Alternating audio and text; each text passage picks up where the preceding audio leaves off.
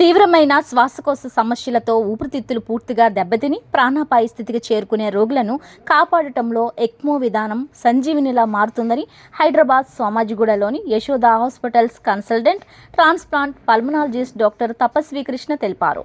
బుధవారం విశాఖపట్నంలో ఏర్పాటు చేసిన విలేకరుల సమావేశంలో ఆమె మాట్లాడుతూ ఈసీఎంఓ సపోర్ట్తో లంగ్ ట్రాన్స్ప్లాంటేషన్ విధానం ద్వారా చివరి దశ ఊపిరితిత్తుల వ్యాధిగ్రస్తులకు ప్రాణరక్షణ సాధ్యం అవుతుందన్నారు. ఆంధ్రప్రదేశ్, తెలంగాణ రాష్ట్రాల రోగులకు అంతర్జాతీయ స్థాయి క్రిటికల్ కేర్ వైద్య సదుపాయాలు అందుబాటులో ఉన్నాయని వెల్లడించారు. యశోద హాస్పిటల్ సోమాజిగూడ హైదరాబాద్ నుంచి వచ్చున్నాము.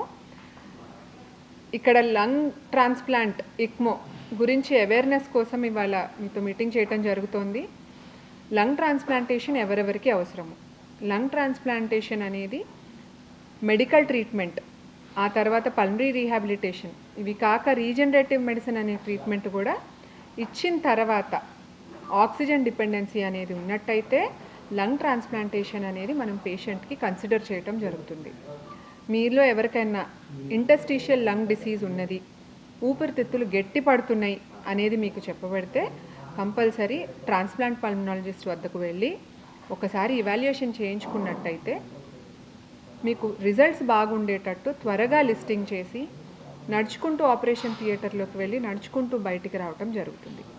అట్లా కాకుండా బాగా కండిషన్ వర్సన్ అయిపోయి వెంటిలేటర్ మీద ఉన్నట్టు, లేకపోతే ఆక్సిజన్ రిక్వైర్మెంట్ ఎక్కువగా ఉన్నట్టయితే డాక్టర్కు పేషెంట్కు ఇద్దరికి ఇబ్బంది చాలా ఎక్కువగా ఉంటుందన్నమాట. ఎందుకంటే సర్జరీ ఈజీగా అవ్వాలంటే పేషెంట్ ఎప్పుడు ఫిట్గా ఉండాలి.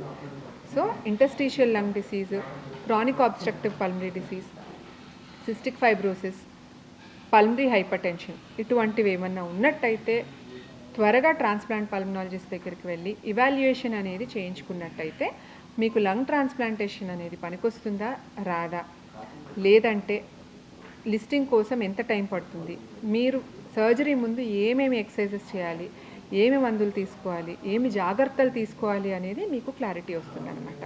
అట్లా కాకుండా లంగ్ ట్రాన్స్ప్లాంటేషన్ అనేది ఒక లాస్ట్ అటెంప్ట్, రిజల్ట్స్ బాగాలేవు అనే అపోహలు మాత్రము ఇప్పుడు తీసేయవచ్చు. ఇండియాలో అది యశోద హాస్పిటల్లో లంగ్ ట్రాన్స్ప్లాంటేషన్స్ అనేవి ఇప్పటి వరకు 150 పైనే జరిగినాయి. రిజల్ట్స్ చాలా బాగున్నాయి. కాబట్టి లంగ్ ట్రాన్స్ప్లాంటేషన్ అనేది మనకి treatment option, end stage lung డిసీజ్కి ఒక ట్రీట్మెంట్ ఆప్షన్ ఉన్నది అనేది మాత్రము మనం గుర్తుపెట్టుకోవాలి. ఎంత త్వరగా అయితే అంత త్వరగా మీరు డాక్టర్ని కన్సల్ట్ చేసినట్టయితే లంగ్ ట్రాన్స్ప్లాంటేషన్ ఆప్షన్ అనేది మీకు చాలా బాగా పనికొచ్చే ఛాన్సెస్ ఉంటాయి. ట్రాన్స్ప్లాంటేషన్ కంటే ముందు ఎండ్ స్టేజ్ లంగ్ డిసీజ్లో పేషెంట్ బాగా జబ్బు పెరిగిపోయింది, మెకానికల్ వెంటిలేటర్ మీదకి వెళ్ళాల్సి వచ్చింది అన్నట్టప్పుడు ఒక్కొక్కసారి ఇక్మో అనేది పెట్టాల్సి వస్తుంది. అంటే కిడ్నీస్కి డయాలసిస్ ఎట్లానో ఊపిరితిత్తులకి ఎక్మో అట్లా అన్నమాట. సో ఎక్మో పెట్టినప్పుడు ఊపిరితిత్తులు ట్రాన్స్ప్లాంటేషన్ అనేది చేయటం జరుగుతుంది. End stage lung disease, ECMO, lung transplant వీటికి ప్రోటోకాల్స్ అనేవి చాలా బాగా చేస్తున్నారు యశోద హాస్పిటల్స్లో.